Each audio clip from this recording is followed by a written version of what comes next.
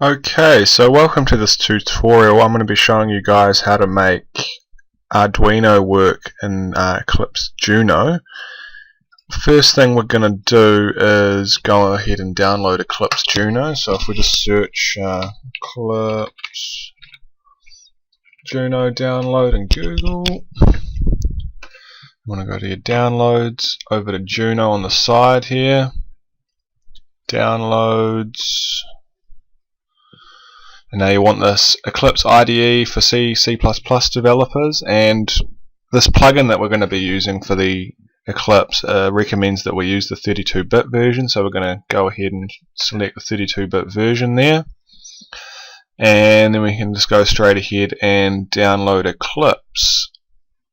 Now that'll ask me where I want to save it, but before I've done this video I've gone ahead and already downloaded it to save some time. So if you guys haven't got Eclipse Juno on your computer already, that's where you go to download that. So when you do download it, it will give it to you as a zip. So you just extract your zip.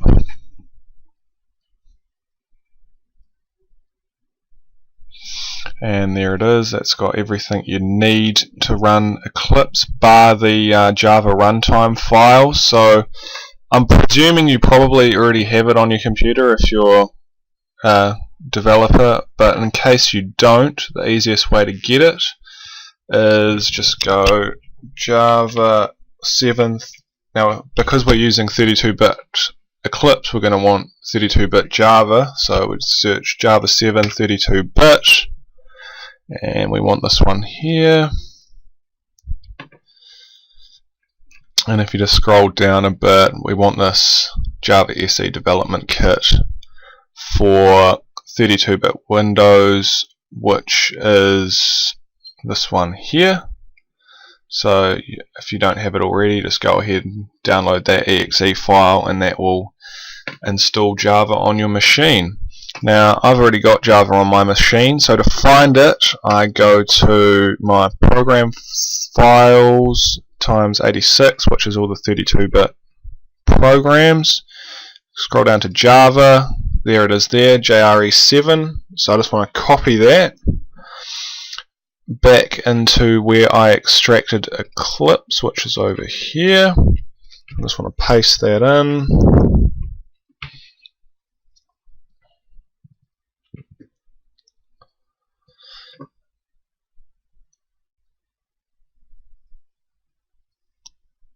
And I'll just rename that to simply JRE rather than JRE7. Now Eclipse is ready to boot up and go. There it is there, Eclipse Juno. Right, now I'd recommend just using the default workspace, but because I've already ran through this tutorial, my workspace will sort of spoil what we're going to do later in the program. So I'll just choose somewhere random for that and go there and tick use this as my default and never ask again, and OK.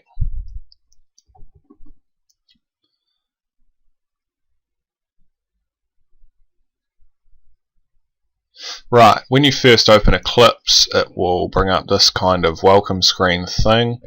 We're not too interested in that, so we'll just exit out of that, and that will bring up the default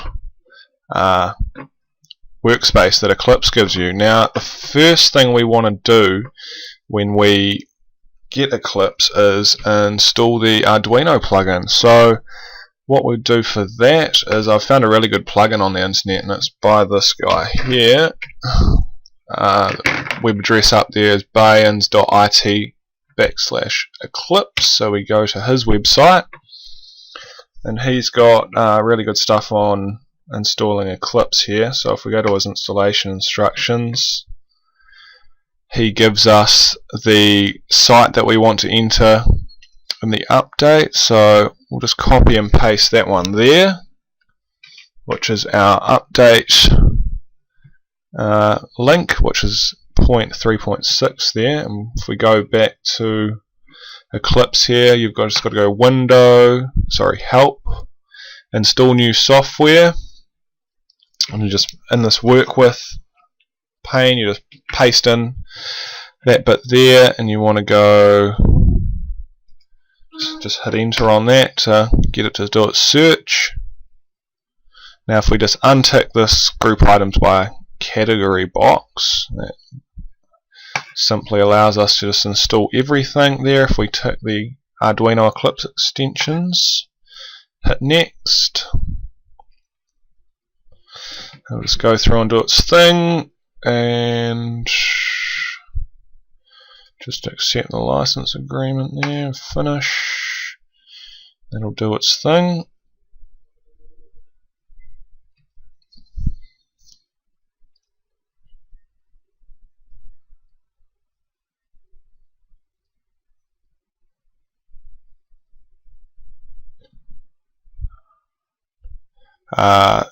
It's just saying here that Eclipse doesn't really recognize the plugin because this guy sort of made it himself and obviously hasn't registered with them or whatever, so quite happy that this is not malicious or anything, so we'll just go ahead and click OK, and it will just say you need to restart Eclipse for this to take effect. Would you like to restart now? Yes. So then we'll just close down Eclipse and bring it back up in a few seconds. Alrighty, now the first thing we're going to do is going to be wanting to do a couple of configuration things. So if we go Window Preferences, that is going to take us here. So sorry, what we want to do is go in Preferences, go to General and then Workspace, and tick this box here, Save Automatically Before Build. That will just stop us getting mixed up with when we make changes to our CPP files, and make sure it uploads the right one to your Arduino. So just tick that, hit Apply, and OK. Next thing we want to do is choose in Preferences your default Arduino board that you're using. So here, the first thing you want to do is set up your Arduino path. Now I'd recommend using Arduino 1.0.1 for this, and to get that we'll just go to Arduino 1.0.1 download. Right. Now Arduino is quite good because I've just got all of their old releases, they keep them all up. So previous version here, Arduino 1.1.0. Now we want the Windows version, obviously. If you're using Linux or Mac, you're going to want those. And again, this will give you a zip archive of Arduino 1.1.0, and I've already downloaded it, so I'll just take you guys back to where I've got that. Now I've got it here, and so if we just move that to there for now, and I'll extract it here.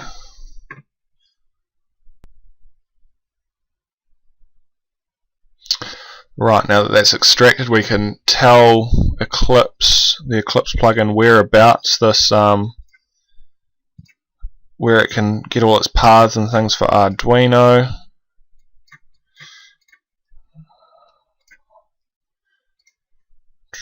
Right, so you just want to hit the root file there and OK.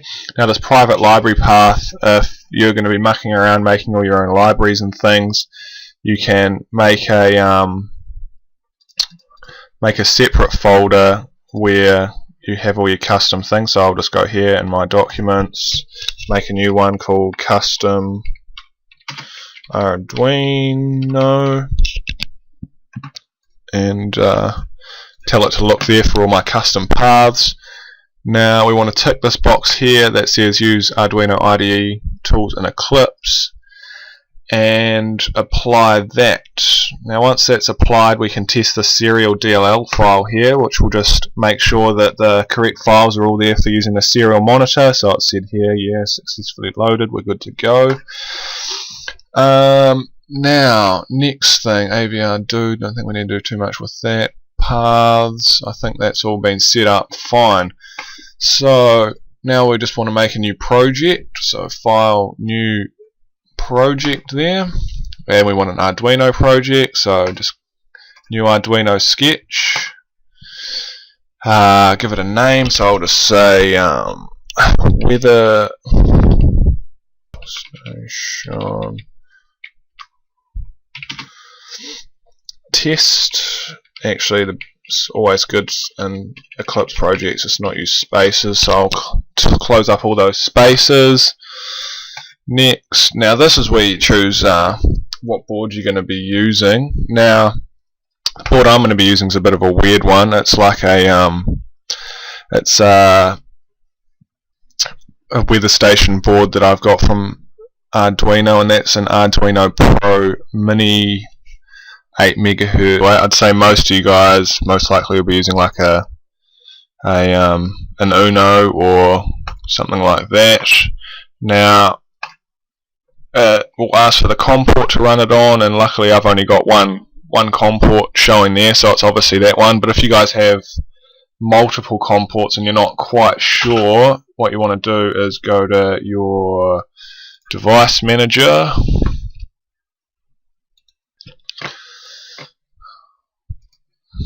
and go here to ports, COM and LPT. Now sometimes you'll have quite a few there.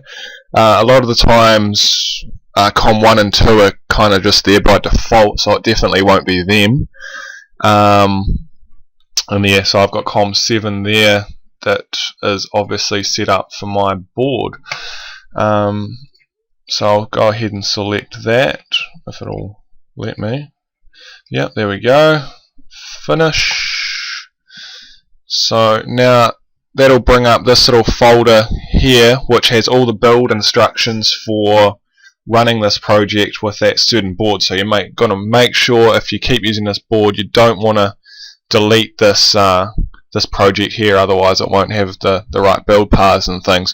So the example I'm going to show you guys for running it will be this this example code here that I've got for one of the sensors on my weather board. So I'm just going to go ahead and select all of that, and you know how we made the custom library path before? We want to go in there, make a new folder called sensor, maybe. Oh, that's a pretty bad name actually. We're going to want something a bit more original. BMP085, which is the name of the sensor, so we can't get it confused with anything else. Just going to paste all that stuff in there, and this is all our CPP file and H file and keywords for the Arduino library. And here's the example sketch. Now I'm just going to cut that out of there and paste it on the desktop, because I'm a bit OCD about Arduino libraries and keeping them really tidy. I usually prefer just having the CPP, H file and keywords in there with nothing else whatsoever. So if we now want to import this library into our project, so it knows where to look for all this information about the this particular sensor. So right click on your project, which in this case I've called the weather station one, hit import there. Now we want to import Arduino related things, so we hit that one there, and we want to import Arduino libraries in the current project. Hit next on that, and it'll bring up all the default Arduino libraries there, and here's my custom one that I've just added in. So I'll hit that and say yep, I want that, and that'll say yeah, go in there. I'm quite happy about that. So as you can see, it's just made another folder here that's got all of the information about my sensor. Now just a heads up for you guys, in the past when using Arduino libraries I've run into a few brick walls about using all these default ones, right? For example, I'll just use the SD actually we'll use the Y library. because that's quite commonly used. So I'll tick that one, import that one away, and for some reason when it does it, it imports the utility there, but it doesn't link it to the project properly. So what we've got to do is we've got to right click on our weather station project, go down to properties, C++ build, no sorry, C++ general, paths and symbols there, and we've got to hit this add key over here and search our file system. Now it'll bring up this, and you're going to want to navigate to your Arduino IDE folder that we used before for giving reference to the to give Eclipse a reference to the Arduino IDE, and I stored that in year 3 project tutorial. Here it is here, so your Arduino 1.0.1. You go to your library subfolder, and then whatever library you imported, you're going to want to select that one. So we use the Y library, so we're going to expand that, and just click the utility subfolder and bring that, and that'll bring up the directory path there, and you just want to select that whole directory and copy it.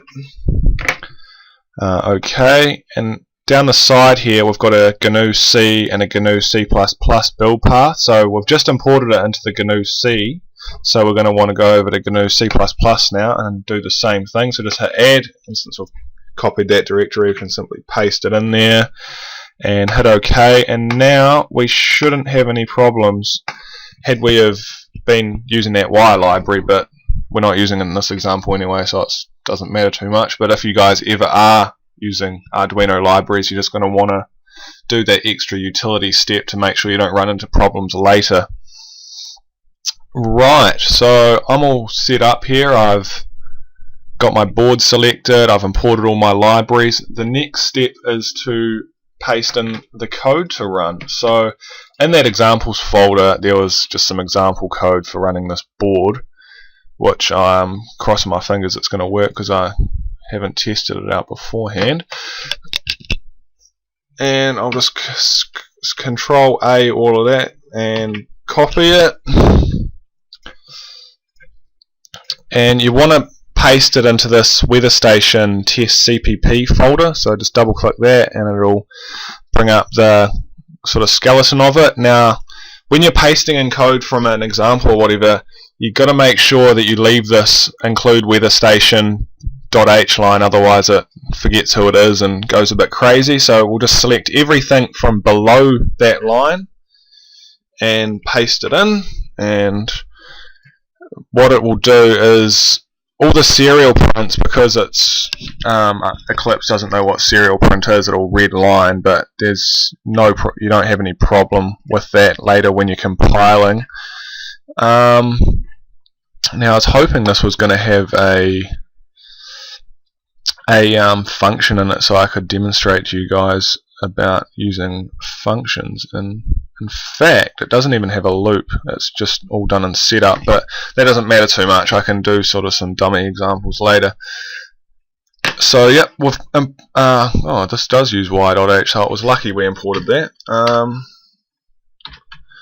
Now by default it will use the angle brackets for includes, and just again because I'm a bit OCD I like to go and change all those to quotes,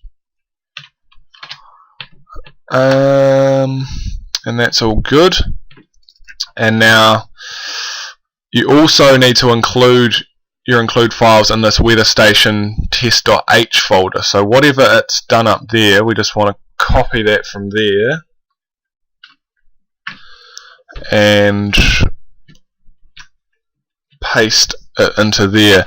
Now as I was saying before, if you want to do your own functions or whatever, best way to do it is you want to do all your function definitions down here where it's got this comment saying add your function definitions here. So say we want to do like a I don't know, void calculate time for some obscure reason. And there's our function definition there. And best thing to do is do your, that's your function declaration back here. I'm getting my declarations and things mixed up, and you want to do your function definition in the CPP folder above setup. So void what was it, calc time done, and give it some random thing to do, I don't know, int I equals 1, serial dot print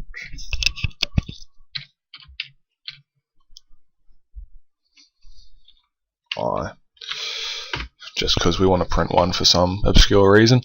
And if you want to call it in your loop or setup, chuck your function call wherever. Say I want to call it in a loop, I'll chuck it in here. Just what do we call it again? Calc time.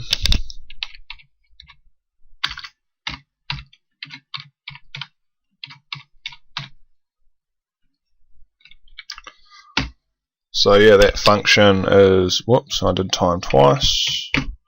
So that function's all set up. It will do whatever you want it to, and that function will all work. And I'll just comment out these functions now because we don't actually want it to do that. I was just doing that as an example on how to write a function in this thing, and I'll get rid of that. And now here comes the time where I really hope that this code works, because I'm about to build it. Now when you install this Arduino plugin, it creates this build and AVR button here. So that hammer there, you just want to select your project and click build. And if we look down here in our console down the bottom, it will say it's building, la-di-da-da. It does all this, carry on, and tells you all the information about the build. Thank goodness for that, it built successfully. So if it builds successfully, you'll get a message sort of similar to this thing going on down here, saying build finished, blah blah blah. Obviously I'll go and comment out something that's crucial for it to work, just to show what happens when you don't. So yeah, I've just commented out the part that makes an instance of our sensor and try and build it, and I'm sure it'll throw a big fat fit saying look, here we go, it was not declared in the scope. So that's what an error looks like. So if we just go back and put that back in there and build it, and it's all back to normal. So once you've got something built successfully, you're ready to upload it. So to do that, you just go up to this AVR button up here, hit that, it'll start running its thing, and give you all the information about what it's up to, which to be honest, not too interested in.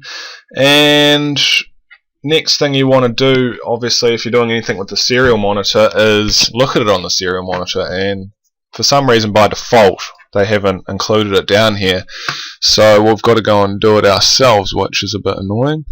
But anyway, what we want to do is go to Window, Show View, Other, and we want to go to this Arduino one, and there it is there, serial monitor.